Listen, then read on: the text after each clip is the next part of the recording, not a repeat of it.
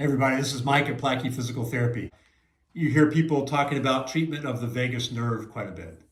What's the vagus nerve? The vagus nerve is part of our parasympathetic nervous system. That's the part of our nervous system that allows us to relax and sleep, to relax and digest, and they call it the rest and digest part of our nervous system. Obviously, very important.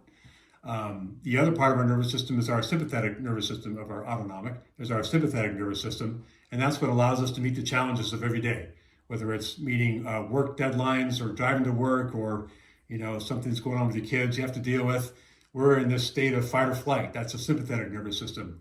But once those things are done and resolved, we have to be able to come down out of that and go down into the chill out, rest and digest state that the vagus nerve should provide. And so you hear about people doing ice baths, cold plunges, meditation, yoga, things like vagus nerve stimulators, breathing exercises. Great stuff for the vagus nerve for sure. But what if your vagus nerve is physically restricted and doesn't move well? If the vagus nerve doesn't move well, we have this saying in manual therapy that structure dictates function. If something is structurally stuck and not moving, then that function of that structure, whether it's the nerve or an organ or a muscle or a bone, that structure, that function is not going to be as good as it should be. So what we do is we look at the course of the vagus nerve. It comes out from your midbrain and it exits through two holes in the base of your skull and it goes down through the front of your neck. And then, as the name implies, vagus, vagabond is a wanderer. The vagus is the wandering nerve. It goes everywhere.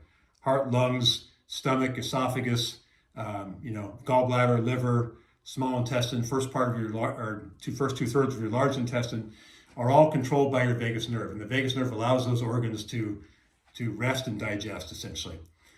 But when you have those restrictions, that vagus nerve can't do its work. So what we're doing is finding where that vagus nerve is restricted. Is it restricted where it exits the skull through we call the jugular foramen, the hole through which it moves? Is it not moving through that hole very well? Is it not moving through the front of your neck very well? Is it not moving once it gets into your thorax? Is it tight between your stomach and the neck, or between your heart and the neck, or different organs where it attaches from where it starts into the organ where it eventually lands? Is there a restriction in that continuity?